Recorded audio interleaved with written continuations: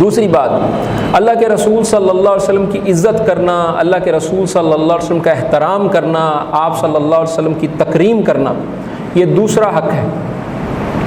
فرمایا یا ایھا الذین آمنوا لا ترفعوا اصواتکم فوق صوت النبی ولا تجہروا له بالقول کجہر بعضکم لبعض ان تحبط اعمالکم وانتم لا تشعرون۔ فرمایا اے ایمان والو، نبی کی آواز سے اپنی آواز اونچی نہ کرو۔ لا ترفعوا اصواتکم فوق صوت النبی، رسول اللہ صلی اللہ علیہ وسلم کی آواز سے تمہاری آواز بلند نہیں ہونی چاہیے، اور ایسے بات نہ کرو جیسے تم آپس میں بات کرتے ہو، ورنہ تمہارے اعمال برباد ہو جائیں گے اور تمہیں اس کا احساس بھی نہیں رہے گا۔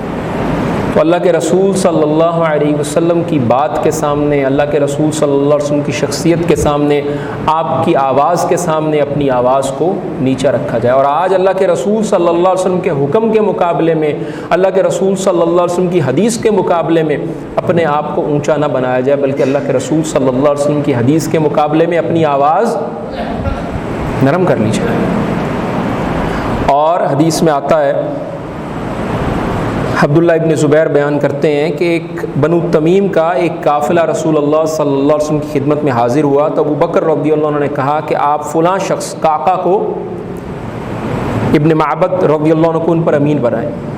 تو عمر رضی اللہ عنہ نے کہا نہیں، اللہ کے رسول صلی اللہ علیہ وسلم آپ اقرع ابن حابس رضی اللہ عنہ کو امیر بنائیں۔ تو ابو بکر رضی اللہ عنہ نے کہا عمر آپ میری مخالفت کرتے ہیں۔ تو عمر رضی اللہ عنہ فرمانے لگے کہ مجھے آپ کی مخالفت مقصود نہیں ہے، ظاہر ان کی ایک رائے تھی، ان کی دوسری رائے تھی، اس میں کوئی ایسی بات نہیں تھی۔ تو بہرحال دونوں کے مابین جو ہے اس بات پر کچھ تکرار ہو گئی، آوازیں بلند ہو گئیں۔ اس موقع پر اللہ تعالیٰ نے یہ آیت نازل کی۔ ابن زبیر رضی اللہ عنہ کہتے ہیں کہ اس آیت کے نازل ہونے کے بعد عمر رضی اللہ عنہ کہتے ہیں اس آیت کے نازل ہونے کے بعد عمر رضی اللہ عنہ نبی کریم صلی اللہ علیہ وسلم سے اس قدر پست، اس قدر آہستہ آواز میں بات کرتے تھے کہ دوبارہ پوچھنا پڑتا تھا کیا کہا ہے۔ اور اسی طرح ثابت ابن قیس رضی اللہ عنہ کی آواز فطری طور پر بلند تھی۔ تو ان کے متعلق انس رضی اللہ عنہ بیان کرتے ہیں کہ اس آیت کے نازل ہونے کے بعد انہوں نے رسول اللہ صلی اللہ علیہ وسلم کی مجلس میں حاضر ہونا بند کر دیا۔ آپ نے کہا جاؤ پوچھو ان کے متعلق۔ اللہ کے رسول صلی اللہ علیہ وسلم اپنے صحابہ کی خبر گیری کیا کرتے تھے، مسجد میں نہیں آ رہے کیوں نہیں آ رہے، مجلس میں نہیں آ رہے کیوں نہیں آ رہے، بھیجا، معلوم کیا۔ تو کوئی شخص گیا، غالباً ایک روایت میں آتا ہے سعد ابن معاذ تھے، تو دیکھا وہ اپنے گھر میں بیٹھے ہیں، پریشان ہیں، سر جھکایا ہوا ہے۔ پوچھا کیا ہوا؟ کہنے لگے میرا تو بہت برا حال ہے، میری آواز نبی کریم صلی اللہ علیہ وسلم کی آواز سے بلند ہے، میرا عمل ضائع ہو چکا اور میں جہنم والا ہوں۔ یہ جواب سن کر جو قاصد تھا واپس اللہ کے رسول صلی اللہ علیہ وسلم کے پاس آیا اور آپ کو ساری خبر دی۔ آپ نے فرمایا ان کے پاس جاؤ اور ان کو خوشخبری دے دو کہ وہ جہنم والوں میں سے نہیں ہے، بلکہ انہم من اہل الجنہ، وہ اہل جنت میں سے ہیں۔ اب یہ آواز جان بوجھ کے بلند نہیں کر رہے تھے، فطری طور پر بعض لوگوں کی آواز گرجدار ہوتی، تو ان کی آواز میں گرج تھی، اونچی آواز تھی۔ تو اللہ کے رسول صلی اللہ علیہ وسلم پر جب یہ آیت نازل ہوئی تو آپ اور اللہ کے رسول صلی اللہ علیہ وسلم کے یہ جو صحابی تھے ثابت ابن قیس جو ہیں، وہ اس بات پر پریشان ہو گئے کہ کہیں جو ہے میرے اعمال ضائع نہ ہو جائیں۔ اس کے بعد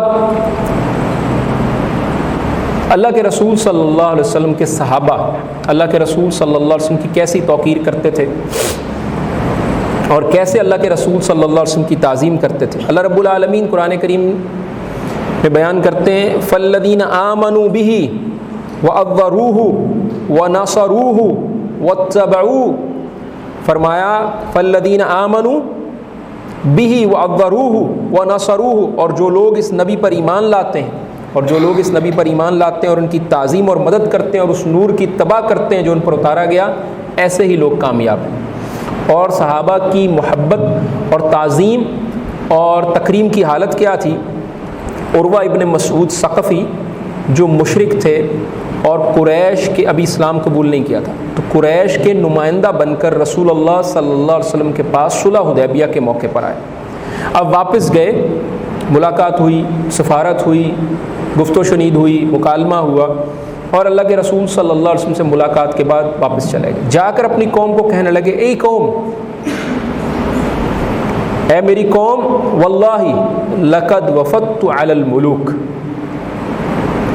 اے میری قوم اللہ کی قسم میں بڑے بڑے بادشاہوں سے مل چکا ہوں. وفدت علی قیصر و کسریٰ و نجاشی, میں قیصر کے پاس گیا, میں نجاشی کے پاس گیا, اور میں کسریٰ کے پاس گیا. آج کل جیسے اب بڑی بڑی حکومتیں تھیں, اس وقت جو ہے یہ دو بڑی حکومتیں اور حبشہ بھی ایک بڑا ملک تھا. تو اس وقت کے جو سربراہان تھے, صدر تھے, ان تینوں سے وہ کہتے ہیں, میں ان کے دربار میں بھی گیا ہوں, ان سے بھی ملا ہوں جو اس دور کے بڑے بادشاہ.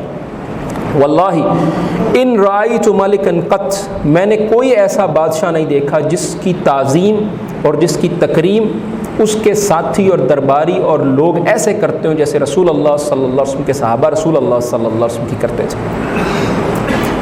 اگر اللہ کے رسول صلی اللہ علیہ وسلم کا تھوک گرتا تھا تو وہ اپنے فدلک بہا وجہہ وجلدہ, تو اپنے ہاتھ اور چہرے پہ مل لیتا تھا. وَإِذَا أَمَرَهُمْ, اور اگر اللہ کے رسول صلی اللہ علیہ وسلم انہیں کوئی حکم دیتے تھے تو اس کے لیے تاخیر نہیں کرتے تھے, بلکہ فوراً جو ہے اللہ کے رسول صلی اللہ علیہ وسلم کے حکم پر عمل درآمد کے لیے تیار ہو جاتے تھے. وَإِذَا تَوَضَّعَ, اور اگر اللہ کے رسول صلی اللہ علیہ وسلم وضو کرتے تھے تو ان کے وضو کے پانی کے لیے لوگ جو ہے جلدی کرتے تھے اور جھگڑتے تھے کہ اس کا بقیہ اللہ کے رسول صلی اللہ علیہ وسلم کا بچا ہوا پانی ہمیں مل جائے. وَإِذَا تَقَلَّمُوا, اور اگر اللہ کے رسول صلی اللہ علیہ وسلم کے ساتھ آپس میں گفتگو کرتے تھے اور اللہ کے رسول صلی اللہ علیہ وسلم کے پاس بیٹھے ہو, اللہ کے رسول صلی اللہ علیہ وسلم پاس بیٹھے ہوتے اور وہ گفتگو کرتے تو اپنی آوازوں کو پست رکھتے, اور آپ صلی اللہ علیہ وسلم کی طرف نظریں جو ہیں تعظیم کی وجہ سے اٹھا کر نہیں دیکھتے تھے. ایک محبت, ایک شان و شوکت اور تعظیم وہ ہوتی ہے جو زبردستی کی جاتی ہے اور لوگوں کو مجبور کیا جاتا ہے کہ لوگ فلاں قائد کی, فلاں شخصیت کی, فلاں لیڈر کی, فلاں بڑے کی تکریم کریں, اس کے نعرے لگائیں. اور ایک محبت وہ ہوتی ہے جو دلوں میں ہوتی ہے, جو تکریم دلوں میں ہوتی ہے, جو تعظیم دلوں میں ہوتی ہے. تو اللہ کے رسول صلی اللہ علیہ وسلم کی محبت, تعظیم, تکریم, آپ صلی اللہ علیہ وسلم کا احترام صحابہ کے دلوں میں تھا اور کسی کو کہنے کی ضرورت نہیں تھی. اللہ کے رسول صلی اللہ علیہ وسلم کے صحابہ جو ہے اس قدر ان کی تربیت ہو چکی تھی, قرآن نے اس قدر تربیت کر دی تھی کہ وہ اللہ کے رسول صلی اللہ علیہ وسلم کے سامنے ایسے عزت, اللہ کے رسول صلی اللہ علیہ وسلم کے لیے ایسے عزت اور احترام کا مظاہرہ کیا کرتے.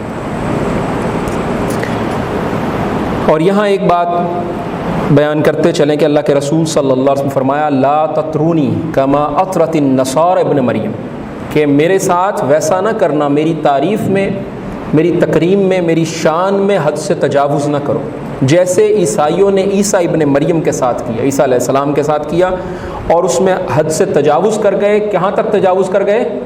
کیا کہتے ہیں کہ عیسیٰ اللہ کے بیٹے ہیں.